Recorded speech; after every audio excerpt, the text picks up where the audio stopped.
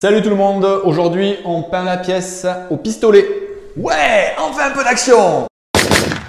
Ah non, pas ce genre de pistolet là, un pistolet airless. Ça. Allez, c'est parti.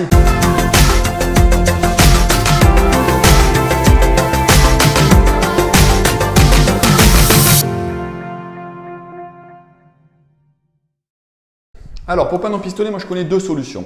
La première c'est celle-là, on remplit le pot à ce niveau-là. On branche avec un compresseur, on appuie, hop, l'air pousse la peinture qui descend et qui est pulvérisée sur les surfaces. Alors ça marche très bien pour un objet, pour peindre des murs. On va pas utiliser ce genre de matériel, on va utiliser plutôt ça. Ça c'est quoi? C'est un pistolet, ce qu'on appelle airless. Alors airless, ça veut dire quoi? Air, air, facile, less, sans. Donc c'est une technologie de pulvérisation de peinture, mais alors ce coup-ci sans air.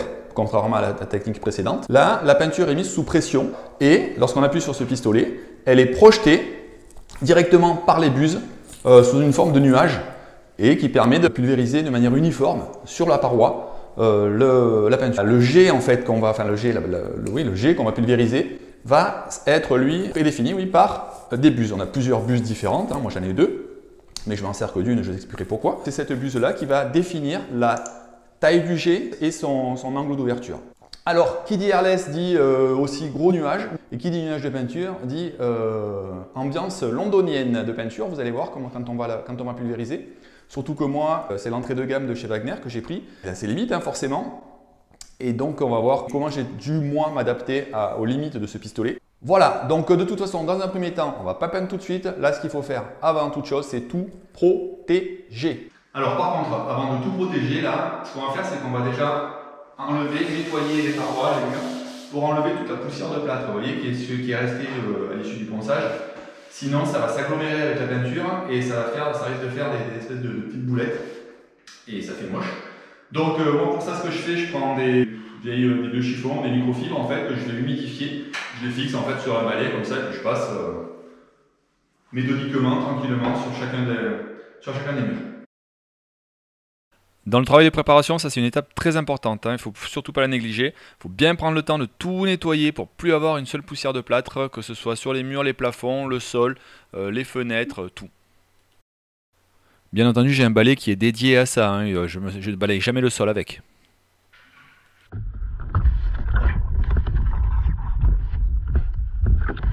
Maintenant, on va faire le sol, parce que c'est bien beau de nettoyer les murs et les plafonds, mais si je marche à remuer de la poussière, ça ne va pas le faire. Donc allez, un petit coup d'aspirateur.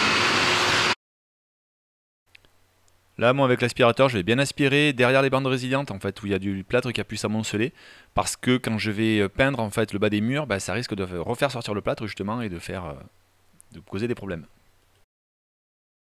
Voilà, donc maintenant qu'on a passé un coup d'aspirateur, un petit coup de serpillière par terre pour être sûr de tout enlever, hein, pour pas que j'envoie de la poussière très fort quand je vais pulvériser. Ce que je vais faire par contre, le sol là, je vais pas le protéger parce que je vais poser du parquet flottant dessus.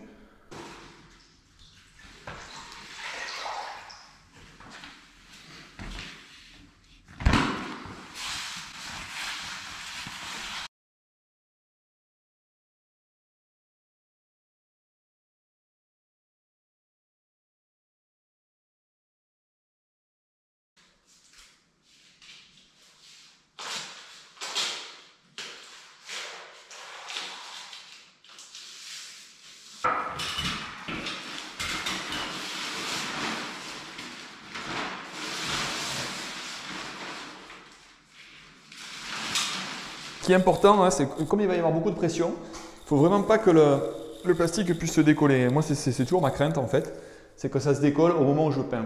Donc, je vérifie toujours bien avant, voire même j'en mets 2 fois plus qu'il n'en faudrait, pour être sûr que ça ne se décolle pas. C'est pour ça que aussi, de toute façon, je vais changer à chaque fois le scotch, à chaque passage, parce que après il vieillit et puis il risque de se décoller encore. Voilà, allez, hop, on fait la porte.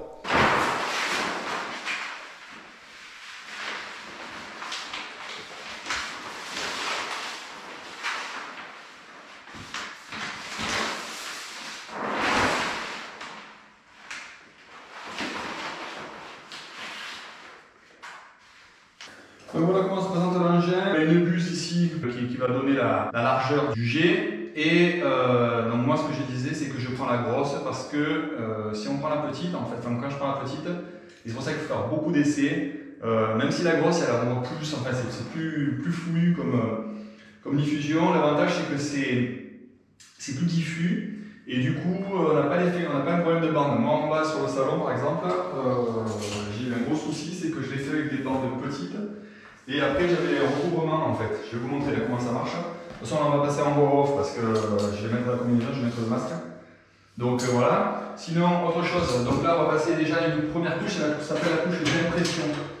La couche d'impression, c'est la couche qui permet qui va venir saturer un peu le placo-plâtre et qui va donner un fond blanc, un fond uniforme pour après la vraie peinture de finition. D'accord? Donc là, on va faire tout blanc. On fait d'abord un essai sur une plaque de placo. Alors moi, mon appareil, il est un peu pas très pratique, hein, mais c'est l'entrée de gamme de chez Wagner. En fait, je ne sais pas s'ils le font encore celui-là, où on a directement le réservoir. Donc on va remplir le réservoir de peinture, et après on peint, et quand le réservoir est vide, on va remplir, etc. Donc vous voyez que par contre le réservoir il est petit. Je sais que par exemple en bas, moi, pour le salon, vous avez vu la surface dans ma vidéo d'introduction. Je l'avais rempli 2 fois. À chaque fois, je suis obligé de le remplir 2 fois. Après, maintenant, je sais que les pros, eux, ils ont à chaque fois un système qui vient puis aspirer dans le seau directement de peinture. Donc là, c'est beaucoup plus pratique. Hein. En fait, on prend le seau, on met directement une crépine dedans qui vient, en fait, et qui vient aspirer la peinture directement. Alors ça, c'est pratique. En plus, c'est plus facile pour laver. Et en plus, je crois que maintenant, ils sont moins chers. Je crois qu'il y en a un, l'autre. Le système avec une pompe à l'intérieur, je crois qu'il est autour de 400 €. Enfin voilà. Sinon, j'en suis content, hein, c'est pas mal, ça marche bien. Le seul souci, c'est qu'il n'est pas réglable. C'est le truc de l'amateur, c'est tout ou rien. Donc après, il faut un peu se débrouiller. Et il n'y a pas 36 trucs à régler par rapport à la peinture, tout ça. Je sais que les autres, les RS de pro, on peut régler le débit, la largeur, etc. Voilà, allez, c'est parti. Alors première galère en fait là-dessus, j'avais la soupape d'admission de l'appareil qui était resté bloqué. Donc du coup j'étais obligé de vider tout le réservoir de peinture et d'aller nettoyer la machine. Ça m'a pris 2 bonnes heures.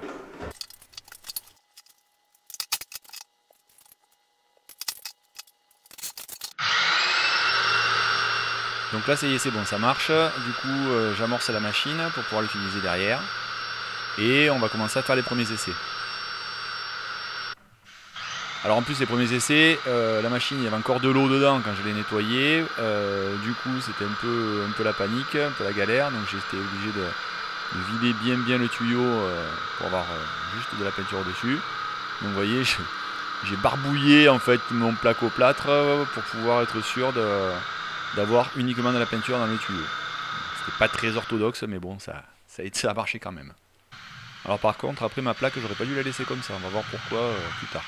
Là du coup je suis en train de re-remplir mon réservoir parce que je vous l'ai dit, hein, c'est un petit réservoir, hein, ça fait à peu près, ça doit faire 7 litres.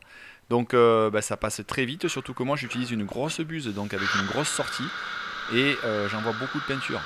Et là on le voit pas beaucoup, hein, mais ça fait un brouillard qui est quand même assez terrible. Alors petit détail au niveau des EPI, hein, les équipements de protection individuelle, vous avez vu que moi mes lunettes elles me gênent pas trop, hein, ça va. Je finis par les enlever en fait parce qu'après elles sont pleines de gouttes d'eau de peinture et j'y vois plus rien. Par contre ce qui est super important c'est le masque, hein, obligatoire parce que la peinture à l'airless ça fait un brouillard hyper volatile et du coup c'est très mauvais pour les poumons, donc on met un masque obligatoirement. Par contre après les lunettes, vous voyez, moi je m'en sors très bien sans finalement. Et puis parce que sinon de toute façon après c'est buée et compagnie. Alors voilà, là on est le lendemain matin, ça y est, j'ai fini, j'ai tout enlevé les protections. Donc vous voyez, c'est pas parfait, hein, puisque de toute façon, on n'a passé qu'une couche. Et en plus, je me suis un peu affolé à un moment parce que j'ai eu l'impression que ça faisait les mêmes bandes que ce que j'ai eu au salon. Vous savez ce que je vous disais juste avant là. Donc je ne sais pas si on les voit bien à la caméra. Si on les voit, vous voyez là, ça, en fait, ça, c'est les bords à chaque fois de la buse. Hein, quand j'envoie, en fait, le faisceau, il part de là à là à chaque fois, comme ça. Et du coup, sur le salon, ça m'a fait la peinture s'est mise en surépaisseur et du coup, ça fait des reflets. Enfin, ça fait pas des reflets, ça fait même physiquement, ça bombe.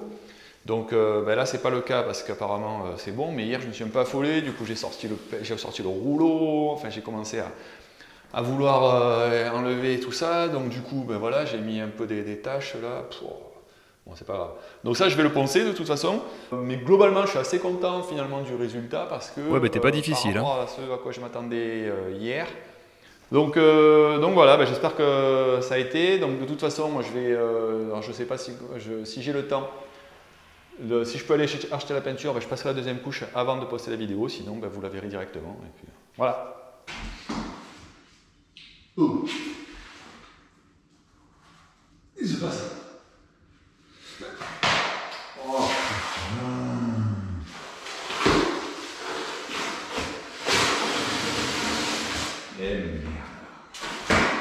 Bon, mais pour ce premier épisode, ça n'a pas été super, hein. Je suis allé de galère en galère quand même finalement. Mais bon, vous le savez, je suis un acharné et on va pas s'arrêter comme ça. Vous verrez la suite à l'épisode 2.